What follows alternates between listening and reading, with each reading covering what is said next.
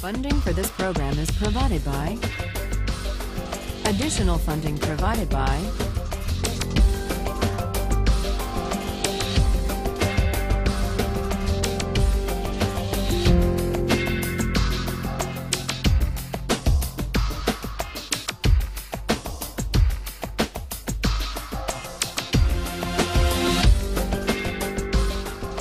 Today, we turn to the question of distributive justice. How should income and wealth and power and opportunities be distributed? According to what principles? John Rawls offers a detailed answer to that question. And we're going to examine and assess his answer to that question today. We put ourselves in a position to do so last time by trying to make sense of why he thinks that principles of justice are best derived from a hypothetical contract. And what matters is that the hypothetical contract be carried out in an original position of equality behind what Rawls calls the veil of ignorance. So that much is clear.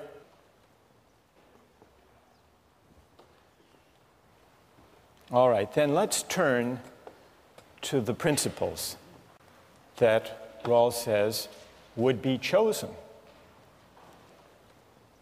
behind the veil of ignorance. First, he considers some of the major alternatives. What about utilitarianism? Would the people in the original position choose to govern their collective lives? Utilitarian principles, the greatest good for the greatest number. No, they wouldn't, Rawls says. And the reason is that behind the veil of ignorance, everyone knows that once the veil goes up and real life begins, we will each want to be respected with dignity. Even if we turn out to be a member of a minority, we don't want to be oppressed. And so we would agree to reject utilitarianism and instead to adopt as our first principle equal basic liberties, fundamental rights to freedom of speech, freedom of assembly, religious liberty, freedom of conscience, and the like. We wouldn't want to take the chance that we would wind up as members of an oppressed or a despised minority with the majority tyrannizing over us. And so Rawls says utilitarianism would be rejected. Utilitarianism makes the mistake, Rawls writes, of forgetting, or at least not taking seriously, the distinction between persons. And in the original position behind the veil of ignorance, we would recognize that and reject utilitarianism. We wouldn't trade off our fundamental rights and liberties for any economic advantages. That's the first principle. Second principle has to do with social and economic inequalities. What would we agree to? Remember, we don't know whether we're going to wind up being rich or poor, healthy or unhealthy. We don't know what kind of family we're going to come from, whether we're going to inherit millions or whether we will come from an impoverished family. So we might, at first thought, say, well, let's require an equal distribution of income and wealth, just to be on the safe side. But then we would realize that we could do better than that, even if we're unlucky and wind up at the bottom. We could do better if we agree to a qualified principle of equality. Rawls calls it the difference principle. A principle that says only those social and economic inequalities will be permitted that work to the benefit of the least well-off. So we wouldn't reject all inequality of income and wealth. We would allow some, but the test would be, do they work to the benefit of everyone, including those, or as he specifies the principle, especially those at the bottom. Only those inequalities would be accepted behind the veil of ignorance, and so Rawls argues, only those inequalities that work to the benefit of the least well-off are just. We talked about the examples of Michael Jordan making $31 million a year, of Bill Gates having a fortune in the tens of billions. Would those inequalities be permitted under the difference principle? Only if they were part of a system, those wage differentials, that actually work to the advantage of the least well-off. Well, what would that system be? Maybe it turns out that as a practical matter, you have to provide incentives to attract the right people to certain jobs. And when you do, having those people in those jobs will actually help those at the bottom. Strictly speaking, Rawls's argument for the difference principle is that it would be chosen behind the veil of ignorance. Let me hear what you think about Rawls's claim that these two principles would be chosen behind the veil of ignorance. Is there anyone who disagrees that they would be chosen? All right, let's start up in the balcony, if that's all right. Go ahead. Okay, your argument depends upon us believing that we would argue and set policy or justice from a bottom, for the disadvantaged. And I just don't see from a proof standpoint where we've proven that. Why not the top? Right. And what's your name? Mike. Mike, all right, good question. Put yourself behind the veil of ignorance. Enter into the thought experiment.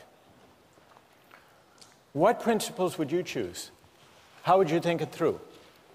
Well, I would say things like even Harvard's existence is an example of preaching toward the top, because Harvard takes the top academics, and I didn't know when I was born how smart I would be, but I worked my life to get to a place of this caliber. Now, if you'd said Harvard's going to randomly take 1,600 people of absolutely no qualification, we'd all be saying, well, there's not much to work for. And so what principle would you choose?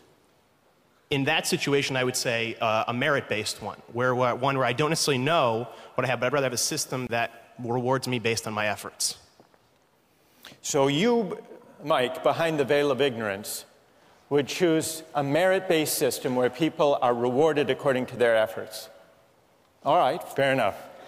What would you say? Go ahead. My question is, if the merit-based argument is based on when everyone is at a level of equality, where from that position you're rewarded to where you get, or is it regardless of what advantages you may have when you began your education to get where you are here? I mean, I think what the question you're asking is saying, you know, if we want to look at whatever utilitarianism policy it is, do we want to maximize world wealth? And I think a system that rewards merit is the one that we've pretty much all established is what is best for all of us, despite the fact that some of us may be in the 2nd percentile and some may be in the 98th percentile. And at the end of the day, it lifts that lowest base level, a community that rewards effort as opposed to innate differences. But I don't understand how you're rewarding someone's efforts who clearly has had, not you, but maybe myself, advantages throughout to get where I am here. I mean, I can't say that somebody else who maybe worked as hard as I did would have had the same opportunity to come to a school like this. All right, let's look at that point. What's your name? Kate. Kate, you suspect that the ability to get into top schools may largely depend on coming from an affluent family, having a favorable family background, social, cultural, economic advantages, and so on? I mean, economic, but yes, social, cultural, all of those advantages for sure. Someone did a study of the 146 selective colleges and universities in the United States. And they looked at the students in those colleges and universities to try to find out what their background was, their economic background. What percentage do you think come from the bottom quarter of the income scale? You know what the figure is? Only 3% of students at the most selective colleges and universities come from poor backgrounds. Over 70% come from affluent families. Let's go one step further then and try to address Mike's challenge. Rawls actually has two arguments, not one, in favor of his principles of justice, and in particular of the difference principle. One argument is the official argument, what would be chosen behind the veil of ignorance. Some people challenge that argument, saying maybe people would want to take their chances. Maybe people would be gamblers behind the veil of ignorance, hoping that they would wind up on top. That's one challenge that has been put to Rawls. But backing up the argument from the original position is a second argument. And that is a straightforwardly moral argument. And it goes like this. It says, the distribution of income and wealth and opportunities should not be based on factors for which people can claim no credit. It shouldn't be based on factors that are arbitrary from a moral point of view. Rawls illustrates this by considering several rival theories of justice. He begins with the theory of justice that most everyone these days would reject: a feudal aristocracy. What's wrong with the allocation of life prospects in a feudal aristocracy? Rawls says, well, the thing that's obviously wrong about it is that people's life prospects are determined by the accident of birth. Are you born to a noble family or to the family of peasants and serfs? And that's it. You can't rise. It's not your doing where you wind up or what opportunities you have. But that's arbitrary from a moral point of view. And so that objection to a feudal aristocracy leads, and historically has led people to say, careers should be open to talents. There should be formal equality of opportunity, regardless of the accident of birth. Every person should be free to strive, to work, to apply for any job in the society. And then, if you open up jobs and you allow people to apply and to work as hard as they can, then the results are just. So it's more or less the libertarian system that we've discussed in earlier weeks. What does Rawls think about this? He says it's an improvement. It's an improvement because it doesn't take as fixed the accident of birth. But even with formal equality of opportunity, the libertarian conception doesn't extend its insight far enough. Because if you let everybody run the race, everybody can enter the race, but some people start at different starting points, that race isn't going to be fair. Intuitively, he says, the most obvious injustice of this system is that it permits distributive shares to be improperly influenced by factors arbitrary from a moral point of view, such as whether you got a good education or not, whether you grew up in a family that supported you and developed in you a work ethic and gave you the opportunities. So that suggests moving to a system of fair equality of opportunity. And that's really the system that Mike was advocating earlier on, what we might call a merit-based system, a meritocratic system. In a fair meritocracy, the society sets up institutions to bring everyone to the same starting point before the race begins. Equal educational opportunities, Head Start programs, for example, support for schools in impoverished neighborhoods, so that everyone, regardless of their family background, has a genuinely fair opportunity. Everyone starts from the same starting line. Well, what does Rawls think about the meritocratic system? Even that, he says, doesn't go far enough in remedying or addressing the moral arbitrariness of the natural lottery. Because if you bring everyone to the same starting point and begin the race, who's going to win the race? Who would win? To use the runners example. The fastest runners would win. But is it their doing that they happen to be blessed with the athletic prowess to run fast?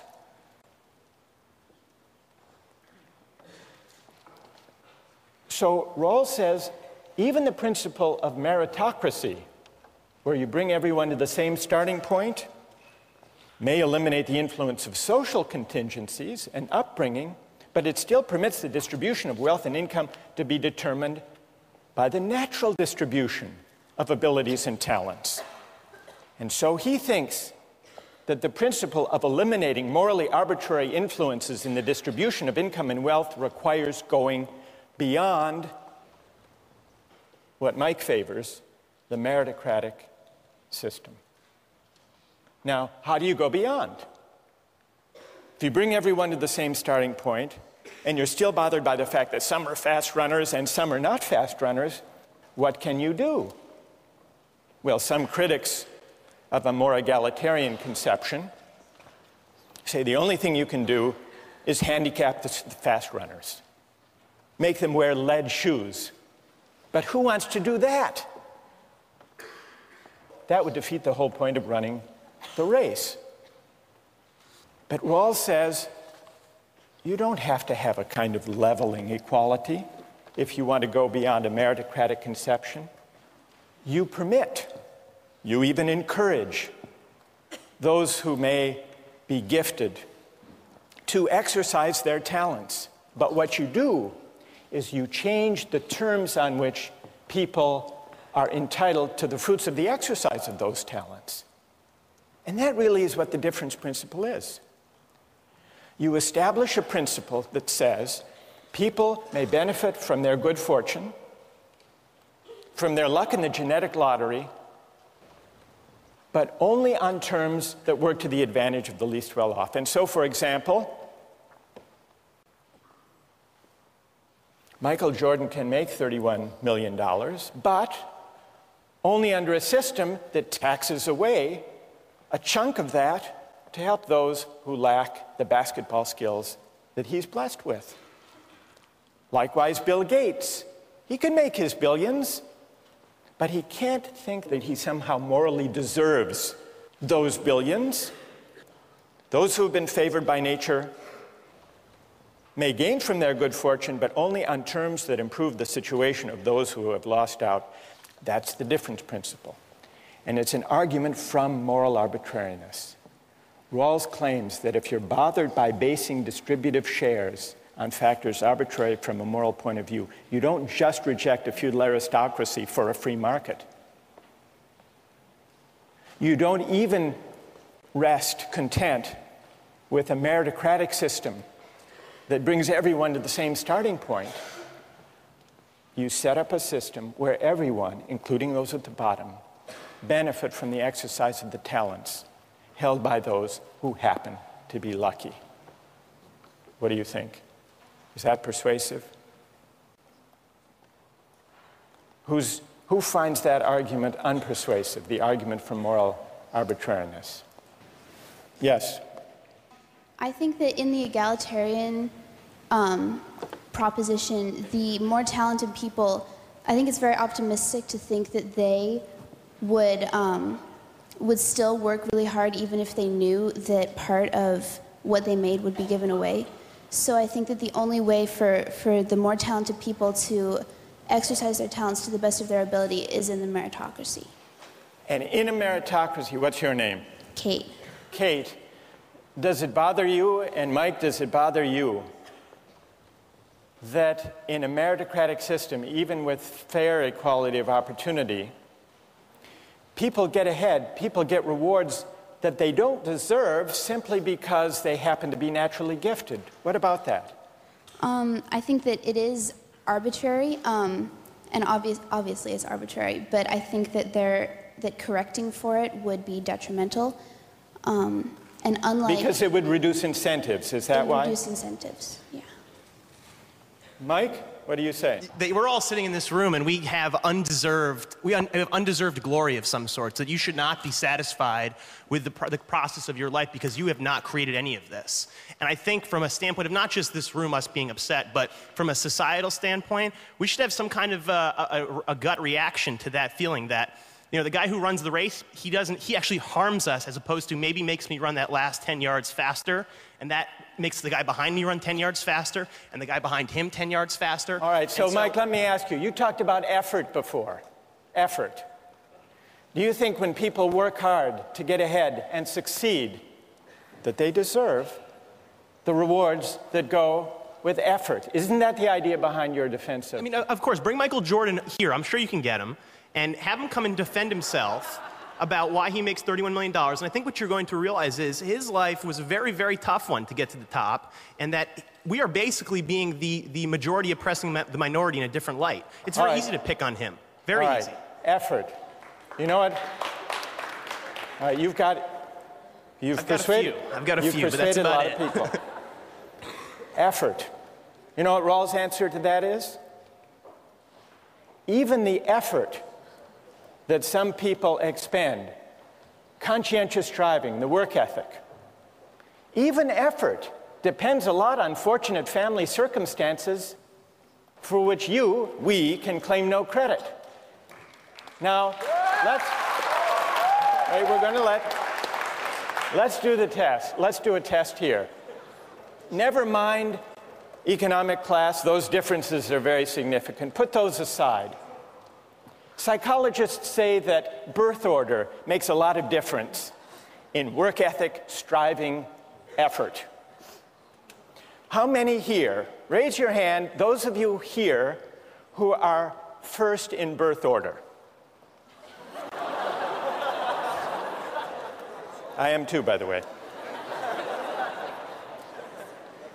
Mike, I noticed you raised your hand.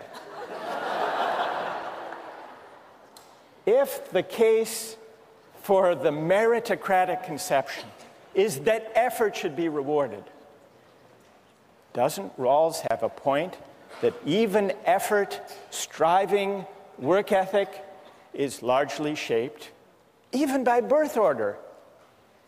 Is it your doing, Mike? Is it your doing that you were first in birth order?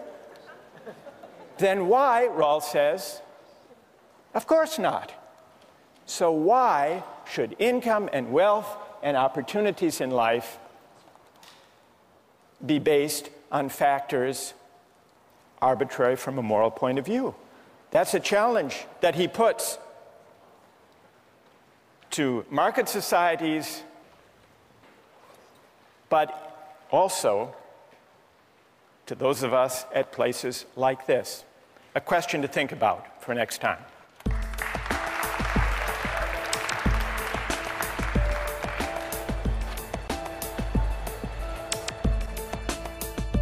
A justice of the United States Supreme Court. What do they make? It's just under $200,000. But there's another judge who makes a lot more than Sandra Day O'Connor. Do you know who it is? Judge Judy. How did you know that? Judge Judy, you know how much she makes? $25 million. Now, is that just? Is it fair? We ended last time with that remarkable poll. Do you remember? The poll about birth order. What percentage of people in this room raised their hands? Was it to say that they were the firstborn? 75, 80%? And what was the significance of that if you're thinking about these theories of distributive justice? Remember, we were discussing three different theories of distributive justice, three different ways of answering the question, how should income and wealth and opportunities and the good things in life be distributed? And so far, we've looked at the libertarian answer that says the just system of distribution is a system of free exchange, a free market economy, against a background of formal equality, which simply means that jobs and careers are open to anyone. Rawls says this represents an improvement over aristocratic and caste systems because everyone can compete for every job, careers open to talents. And beyond that, the just distribution is the one that results from free exchange, voluntary transactions. No more, no less. Then Rawls argues, if all you have is formal equality, jobs open to everyone, the result is not going to be fair. It will be biased in favor of those who happen to be born to affluent families, who happen to have the benefit of good educational opportunities. And that accident of birth is not a just basis for distributing life chances. And so many people who notice this unfairness, Rawls argues, are led to embrace a system of fair equality of opportunity. That leads to the meritocratic system. Fair equality of opportunity.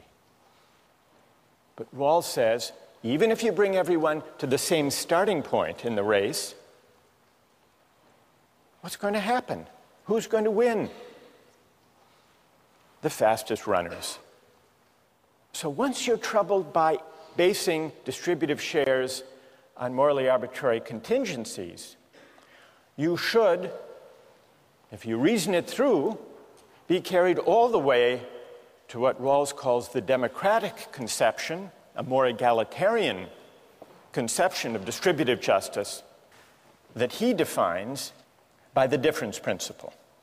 Now, he doesn't say that the only way to remedy or to compensate for differences in natural talents and abilities is to have a kind of leveling equality, a guaranteed equality of outcome. But he does say there's another way to deal with these contingencies. People may gain, may benefit from their good fortune, but only on terms that work to the advantage of the least well-off. And so we can test how this theory actually works by thinking about some pay differentials that arise in our society. What does the average school teacher make in the United States, do you suppose? Roughly. It's a little more, 42,000. What about David Letterman? How much do you think David Letterman makes? More than a school teacher? $31 million. David Letterman. Is that fair? That David Letterman makes that much more than a school teacher? Well, Rawls's answer would be, it depends whether The basic structure of society is designed in such a way that Letterman's $31 million is subject to taxation so that some of those earnings are taken to work for the advantage of the least well-off. One other example of a pay differential. A justice of the United States Supreme Court. What do they make? It's just under $200,000. Here's Sandra Day O'Connor, for example. There she is. But there's another judge who makes a lot more than Sandra Day O'Connor. Do you know who it is? Judge Judy. How did you know that? You watch? You know, but you've heard. You're right. Judge Judy, you know how much she makes? There she is. $25 million. Now, is that just? Is it fair? Well, the answer is it depends whether this is against a background system in line with the difference principle, where those who come out on top in terms of income and wealth are taxed in a way that benefits the least well-off members of society. Now, we're going to come back to these wage differentials, pay differentials, between a real judge and a TV judge, the one Marcus watches all the time. What I want to do now is return to these theories and to examine the objections to Rawls's more egalitarian theory, the difference principle. There are at least 3 objections to Rawls's difference principle. One of them came up last time in the discussion, and a number of you raised this worry: what about incentives? Isn't there the risk if taxes reach 70, 80, 90% marginal rate that Michael Jordan won't play basketball, that David Letterman won't do late-night comedy, or that CEOs will go into some other line of work? Now, who among those who are defenders of Rawls, who has an answer to this objection about the need for incentives? Yes, go ahead, stand up. Rawls's idea is that there should only be so much difference that it helps the least well-off the most. So if there's too much equality, then the least well-off might not be able to watch late-night TV, or might not have a job because their CEO doesn't want to work. So you need to find the correct balance where taxation still leaves enough incentive for the least well-off to benefit from the talents. Good. And what's your name? Tim. Tim. All right. So Tim is saying, in effect, that Rawls takes account of incentives and could allow for pay differentials and for some adjustment in the tax rate to take account of incentives. But, Tim points out, the standpoint from which the question of incentives needs to be considered is not the effect on the total size of the economic pie, but instead from the standpoint of the effect of incentives or disincentives on the well-being of those at the bottom. Right? Good, thank you. I think that is what Rawls would say. In fact, if you look in section 17, where he describes the difference principle, he allows for incentives. The naturally advantaged are not to gain merely because they are more gifted, but only to cover the costs of training and education and for using their endowments in ways that help the less fortunate as well. So you can have incentives. You can adjust the tax rate if taking too much from David Letterman, or from Michael Jordan, or from Bill Gates winds up actually hurting those at the bottom. That's the test.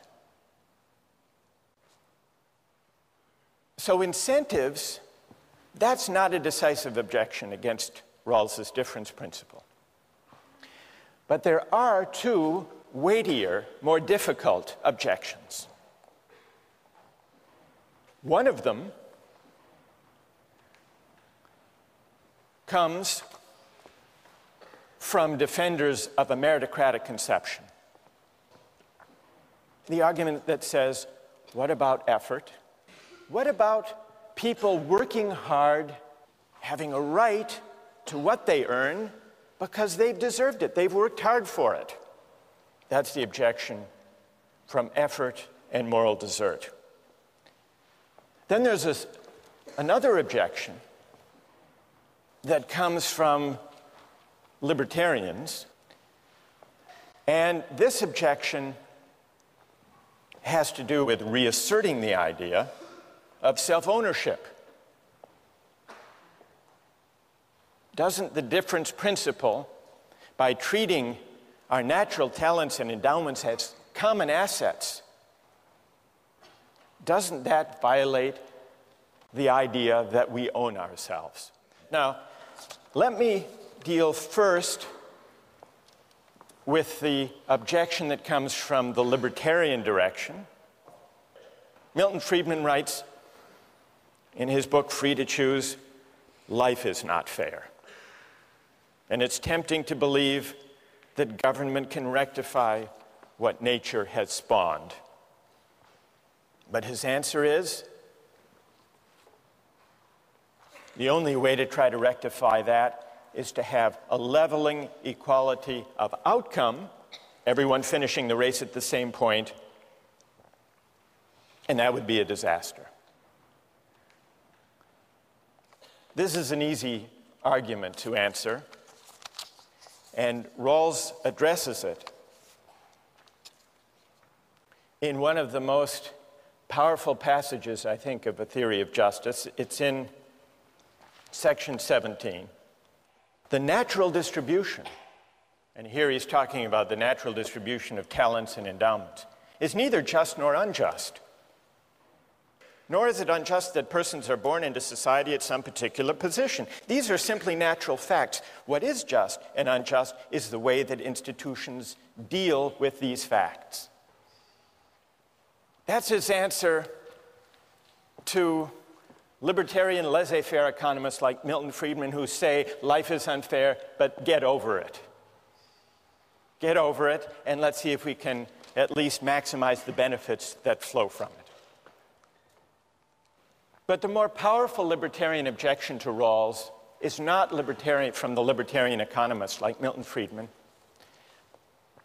It's from the argument about self-ownership, developed, as we saw, in Nozick.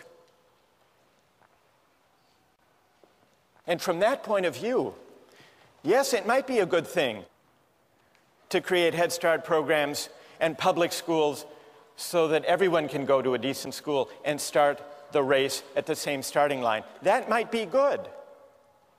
But if you tax people to create public schools, if you tax people against their will, you coerce them. It's a form of theft. If you take some of Letterman's $31 million, tax it away to support public schools against his will, the state is really doing no better than stealing from him. It's coercion.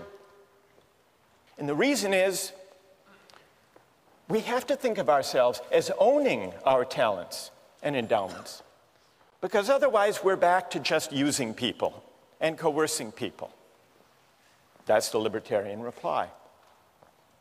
What's Rawls' answer to that objection?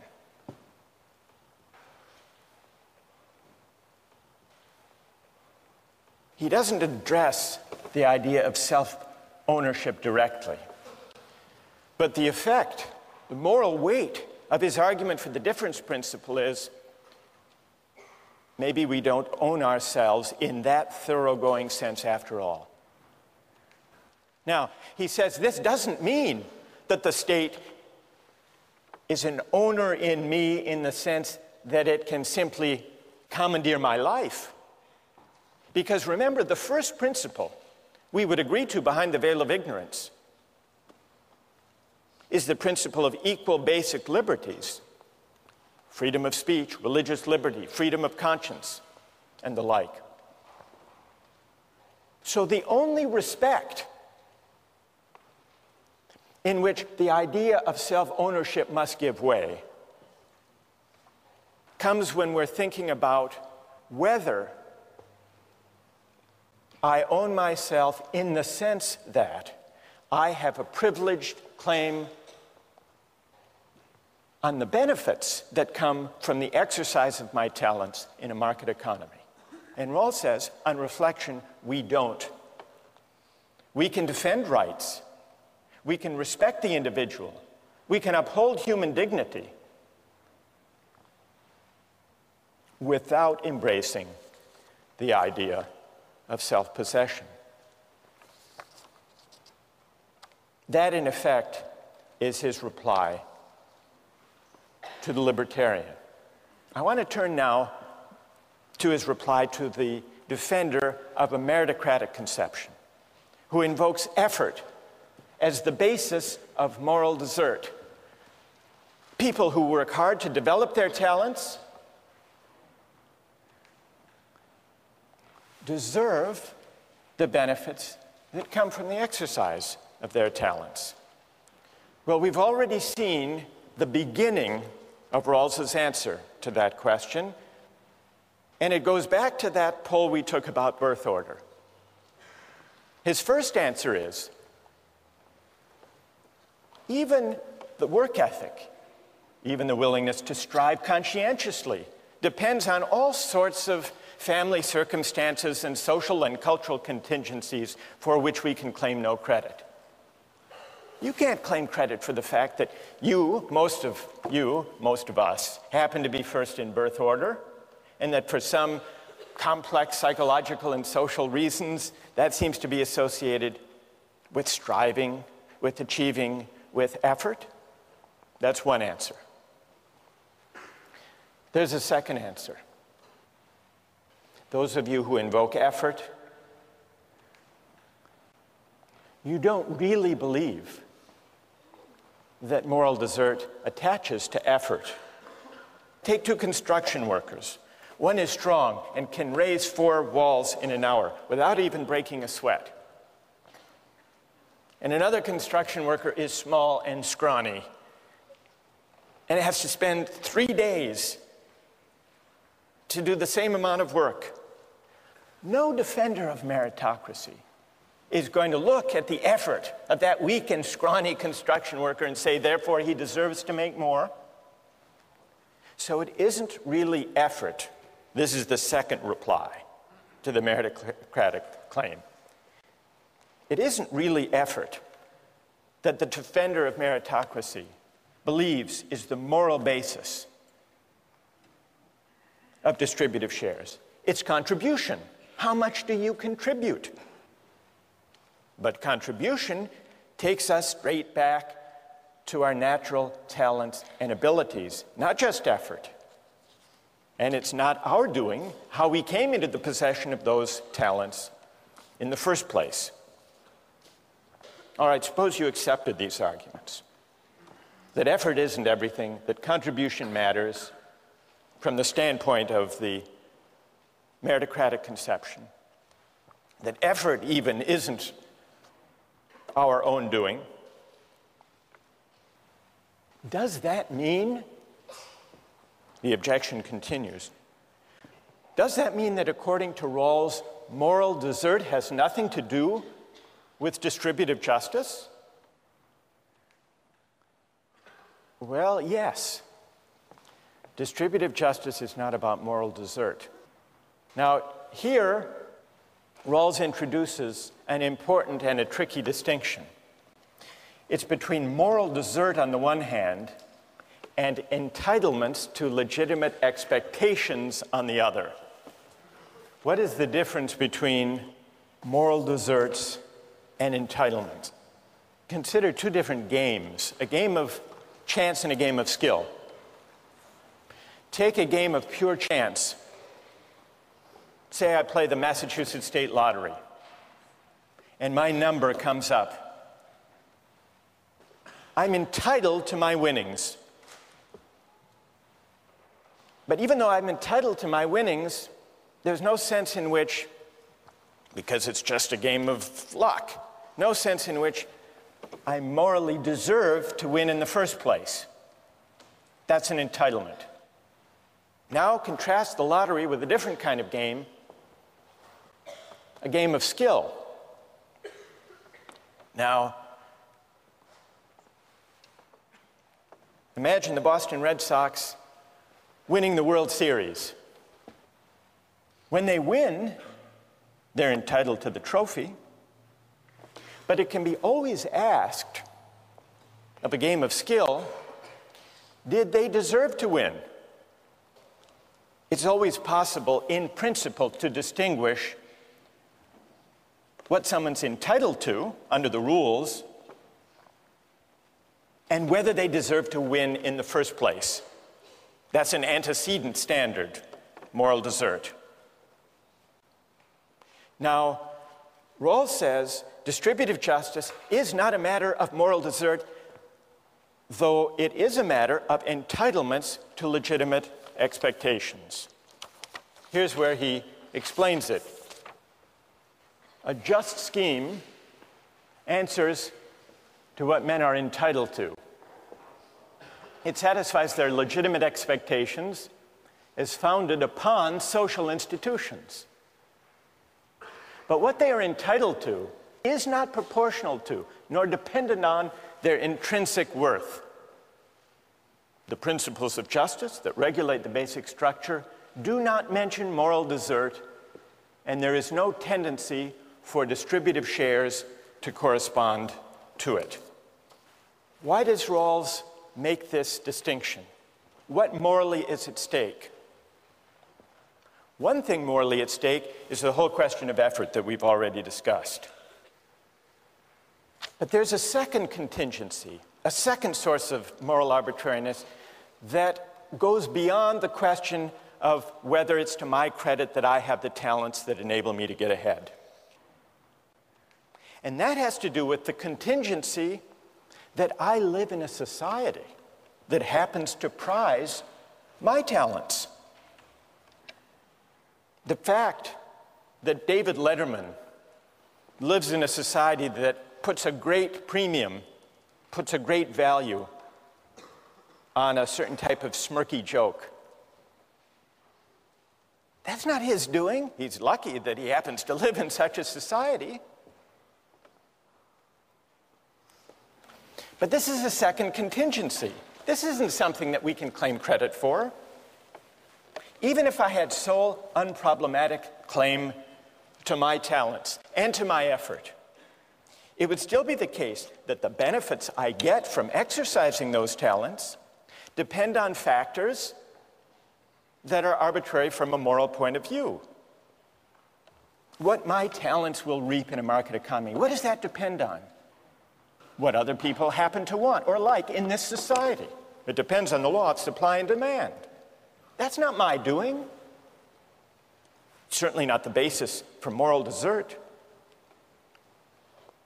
What counts as contributing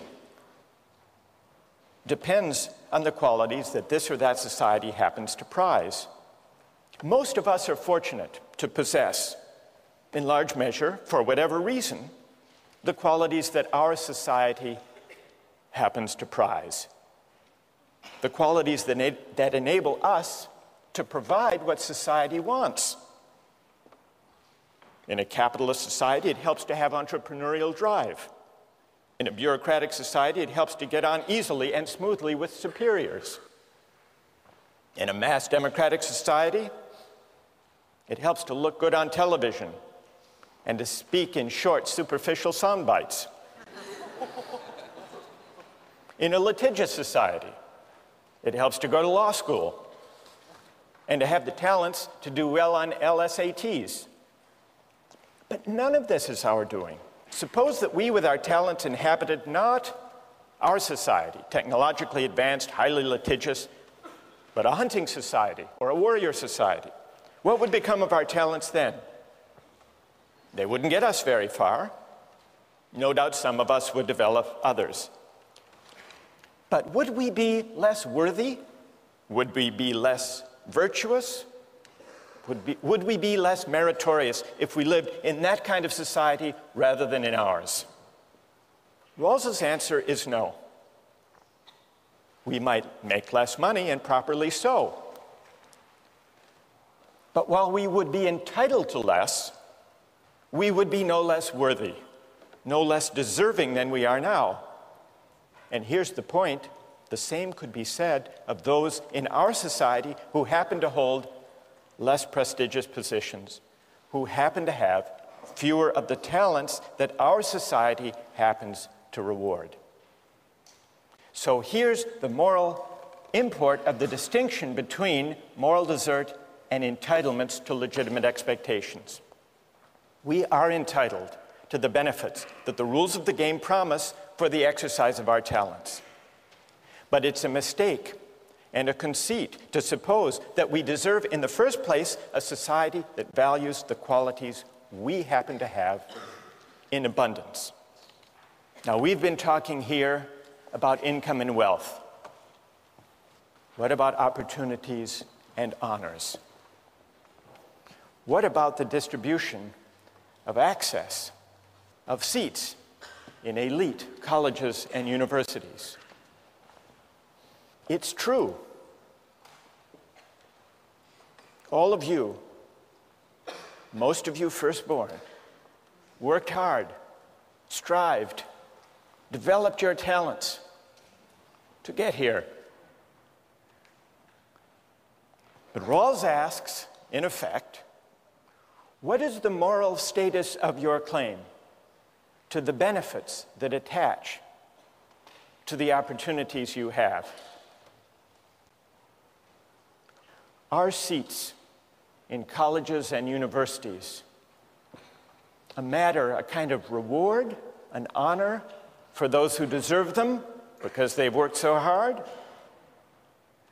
Or are those seats, those opportunities and honors, entitlements to legitimate expectations that depend for their justification on those of us who enjoy them doing so in a way that works to the benefit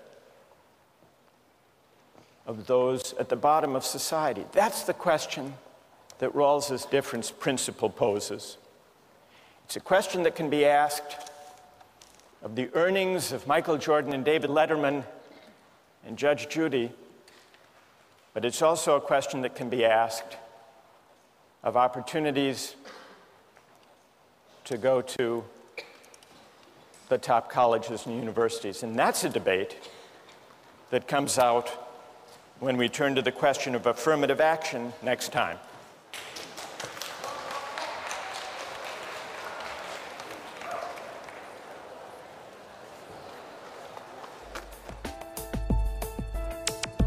Don't miss the chance to interact online with other viewers of Justice. Join the conversation, take a pop quiz, watch lectures you've missed, and learn a lot more.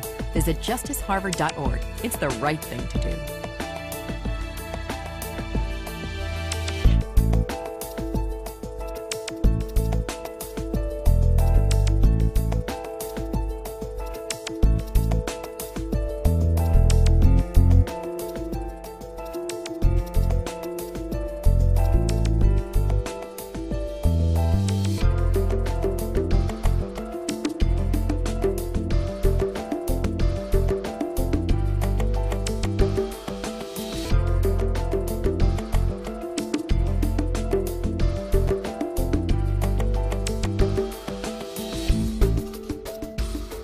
Funding for this program is provided by... Additional funding provided by